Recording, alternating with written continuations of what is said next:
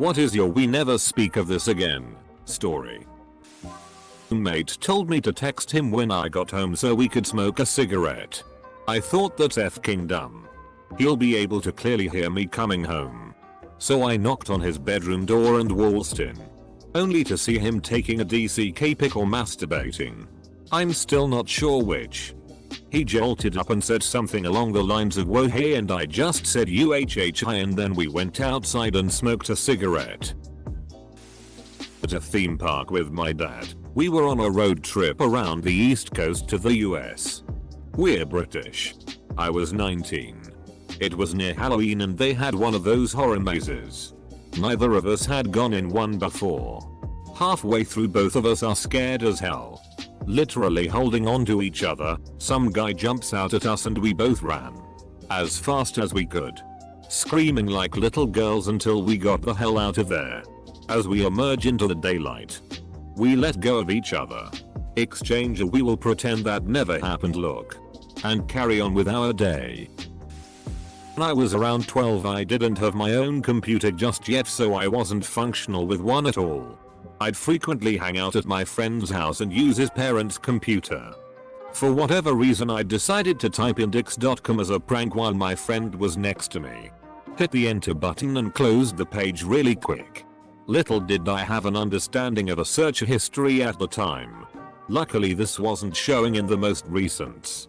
My buddy advising his father visits Divx.com did jumpstart my heart while I questioned if I should ever go over there again.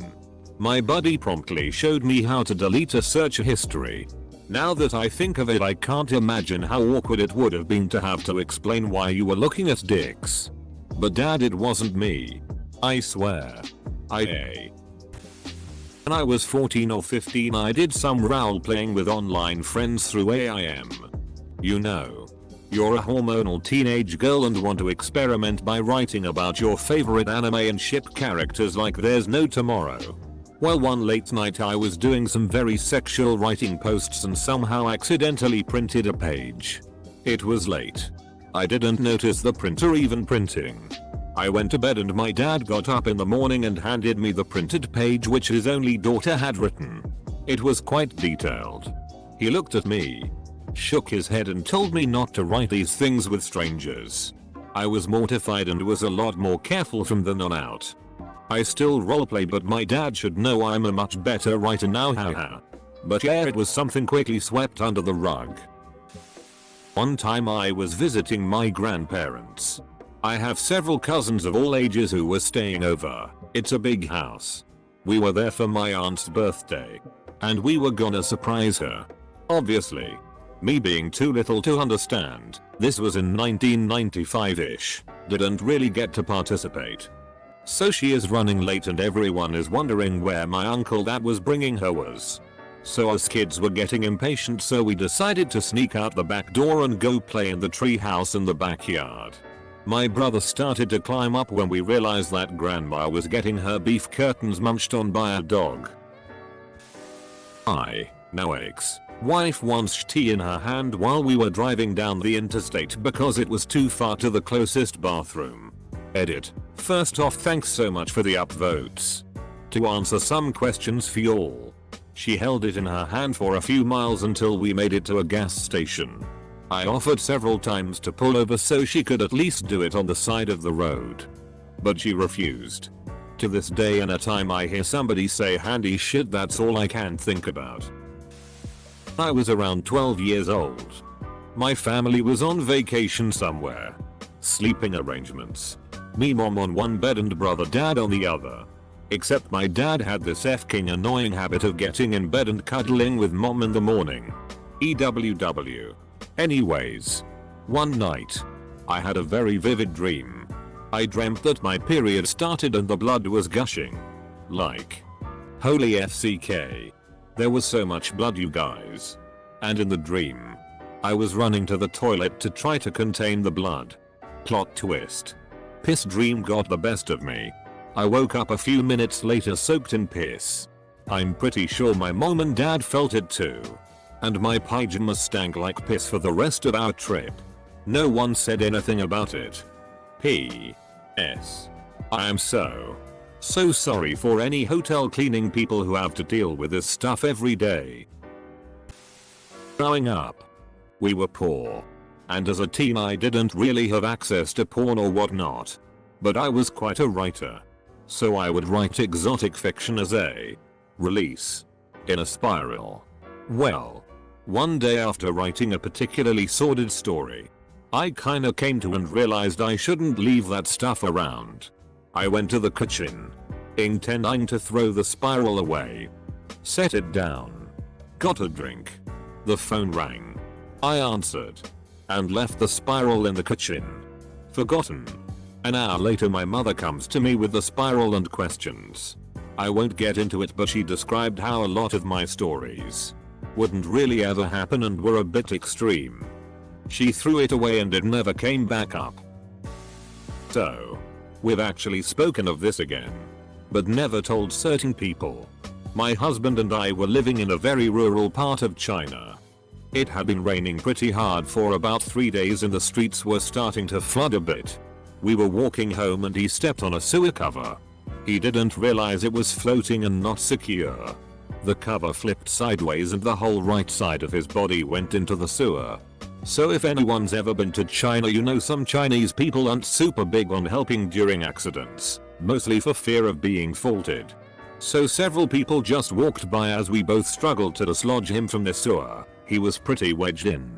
As I'm trying to lift him out I can't get any footing and he can't keep his grip because everything is wet.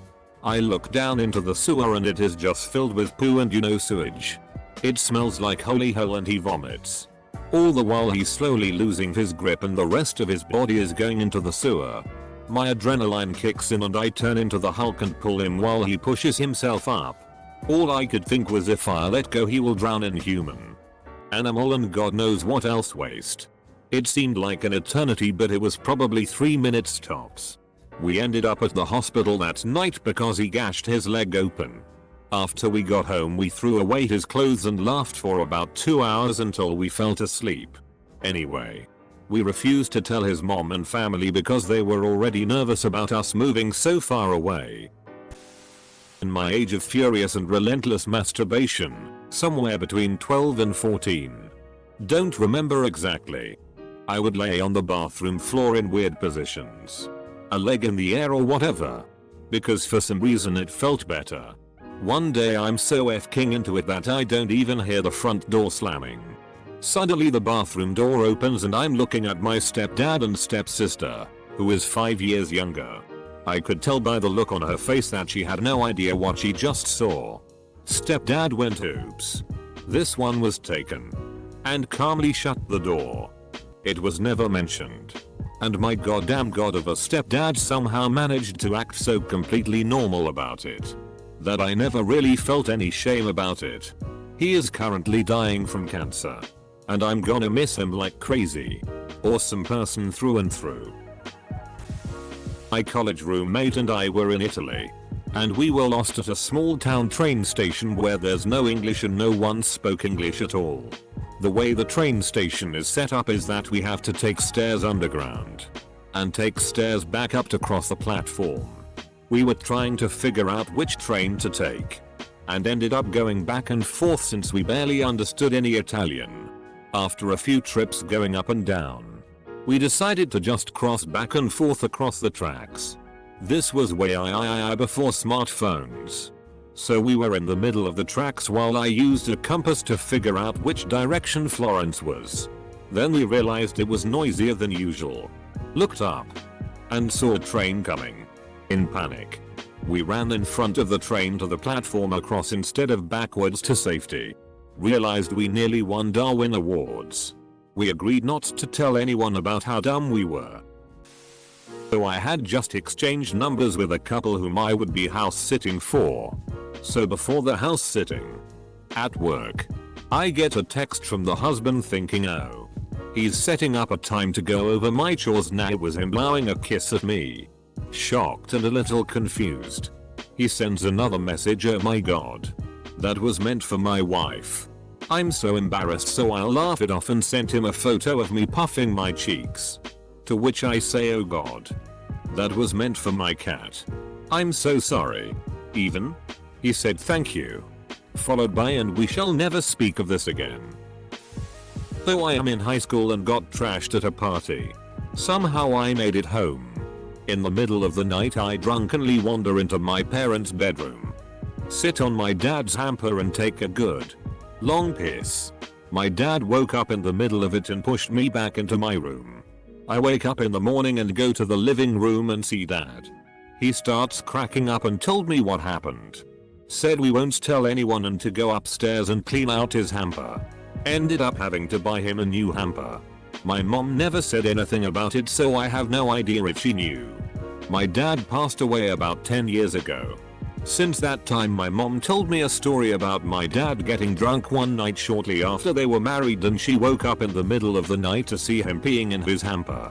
Apparently, I am totally my father's daughter and have still never told anyone about it. My 89-year grandmother walked in on my younger brother with his pants down and dead asleep. I think he forgot to put his pants back on after taking matters into his own hands, and swiftly and as suspenseful as can be backed out of his room on her walker. Walked up to me playing PS4 next door and asked, "Do you wanna see the funniest thing ever?" Curious me said yes. So we walked in on my brother and we both died from laughter till he woke up and saw his pants were down. He stared us right in the eye as we were walking out and said, "Never speak of this to anyone." My grandmother kept her promise and took it to her grave. R.I.P. Grandma. I on the other hand, well, I'm on Reddit. When my best buddy and I were still in high school, we decided to go up an old mountain road and do some underage drinking in his car. We were up there for a while and all of a sudden we see headlights behind us. Fearing it was a cop, we hid the beer and my friend looks over to me and said, "Just follow my lead." Turns out it was a cop.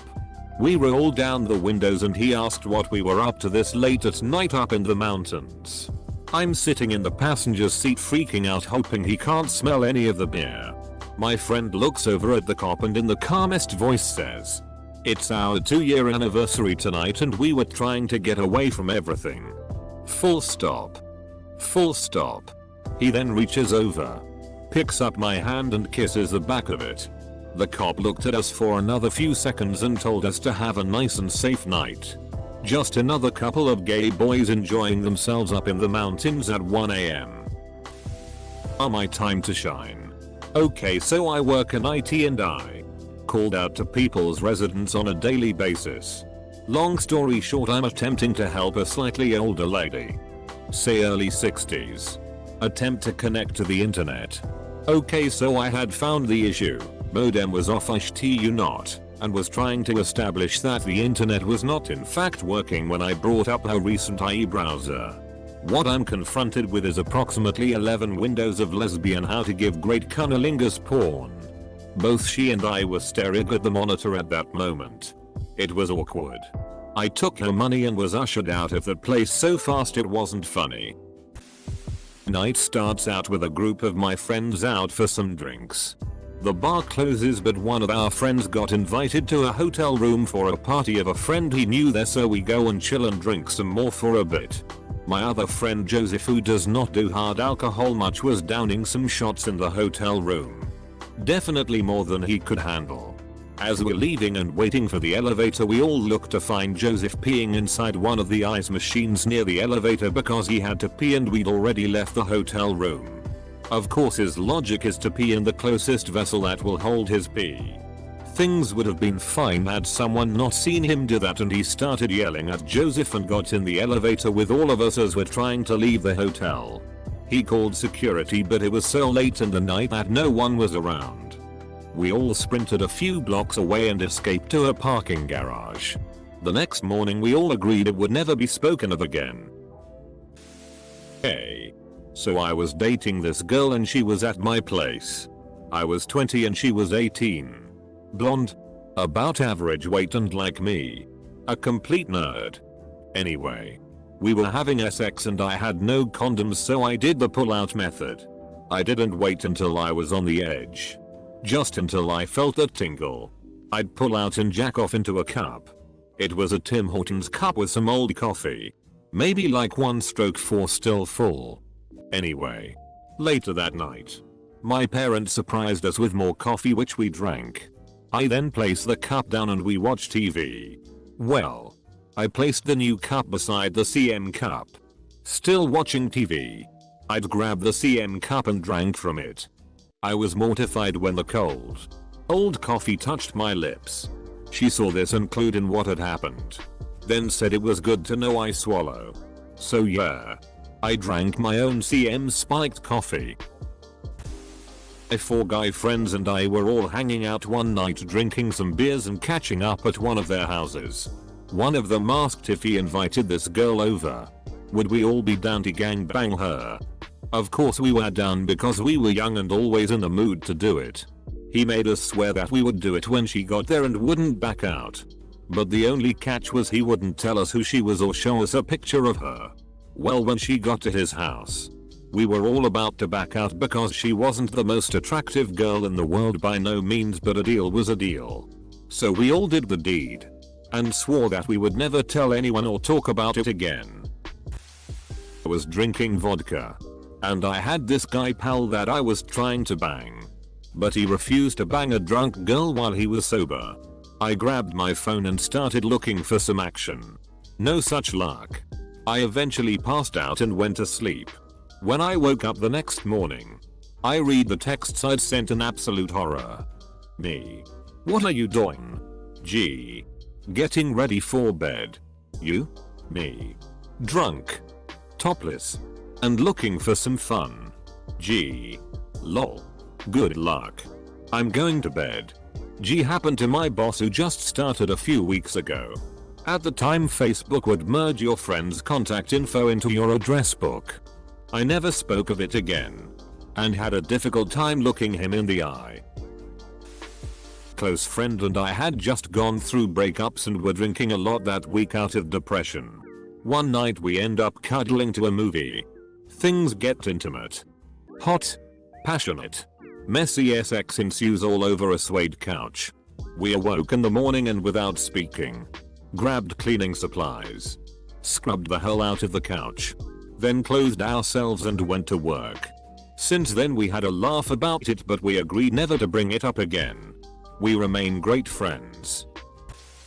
Not so much we never spoke of it again, but I've never spoken of it.